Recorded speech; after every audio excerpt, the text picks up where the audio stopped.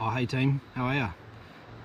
Thought I'd give you the next update rather than via email. Might give it to you from my home, my office. This is my ISO zone. It's not too bad. It's almost a step up from the office, really, except for the fact that I can't leave. So anyway, so here's a wee update. It's a beautiful sunny evening here at home. Almost looks normal. There's a lot of people down there on the beach. It's been like that every day. It's almost like a highway. It's just crazy, really, when you think about it, that a week ago most of us were still at work, and now most of us are working from home. I guess it's what you'd call surreal, really. So what have we been up to? Well, this update really, guys, is just to let you know what we've been doing as a team. Everybody's sort of been busy in their bubbles, I guess, to coin a phrase, and so I thought it'd be a great chance for us all just to sort of catch up on what's going on around the place. With NZ going into full lockdown last week, we had some major decisions to make around the forward planning of our inventory. I think I explained it to you guys last week that if we didn't make changes, basically containers would keep coming, and we'd start getting a pretty compressed position in our sheds. Not only that, we'd be burning cash at 100 miles an hour.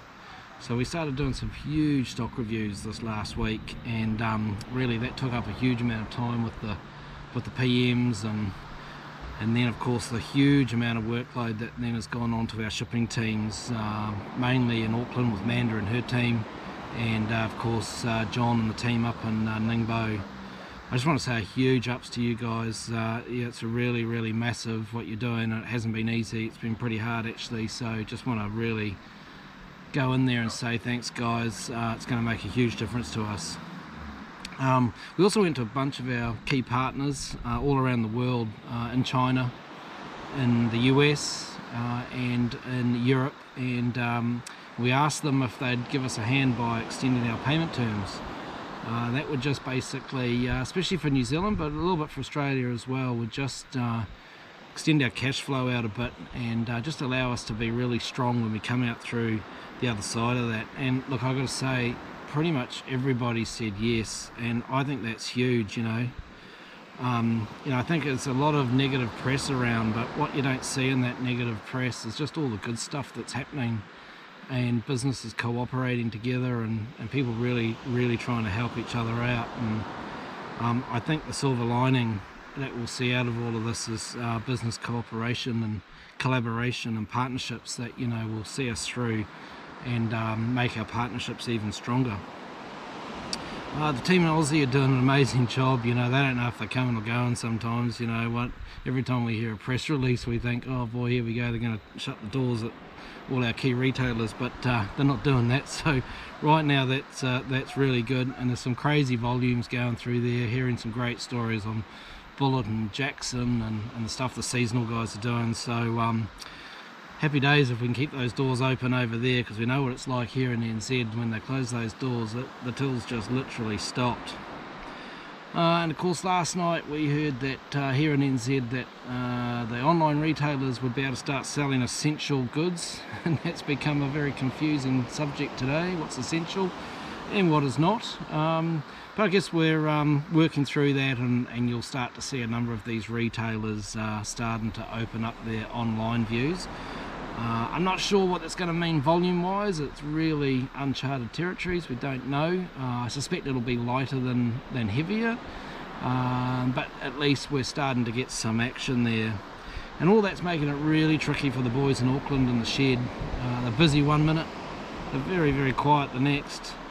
Today was super busy, Nick told me. I just want to say a huge shout out to the guys there. You really are our front line, and we just appreciate you guys in the shed so much, you know. Spare a little wee thought for the finance team there too. Of course they're doing month end starting tonight. It's a big lead up for them over the next couple of days as well, and they're all working remote, so that's just adding another challenge to what is typically a sort of compressed time zone for them. So all the best, finance. Hope that goes well for you. I guess, you know, there's some really crazy stuff happening in the press, guys, with all these lockdowns and stuff. None of it's super positive, you know. I'd certainly love to see more positive reporting from around the world. And what I did see today was a great story about Abbott Laboratories, who have created a machine that will test for the virus in 5 minutes. And that machine can be localized to a doctor's surgery or wherever. And I loved a comment that John Key had on the radio this morning, where he said the world's just too much of a creative place to expect that we're going to be locked up for the next year or two, you know, and that the airports won't be open. You know, that there's just too many creative people out there with, and there's a huge, you know, initiatives by government and everybody to make these things happen. So I take some sort of position that we will see some technology that's really going to help us over the next little while. So let's lean on that creativity, you know. And remember this, guys, you know, we're an amazing team. We're a make it happen kind of team. It's a phrase we haven't used a lot in the last couple of years, but that's who we are.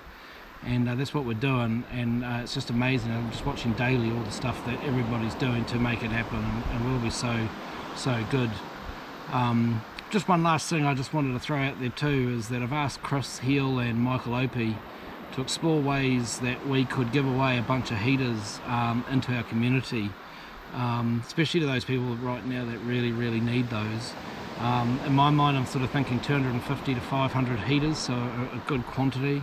And it's really about trying to find a really strong partner that we could partner to make sure that those heaters end up in the right homes and just not back online on Trade Me, you know. So I think it's time for us to be generous as well. So hopefully we can make that happen.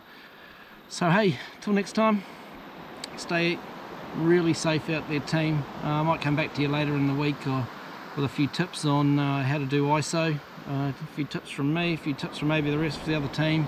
Might use video as a cool format. And hey, I'd be really keen if you could to leave some comments down below, just so we can all pump each other up, be real positive, and I'll just leave you with this. Bye bye.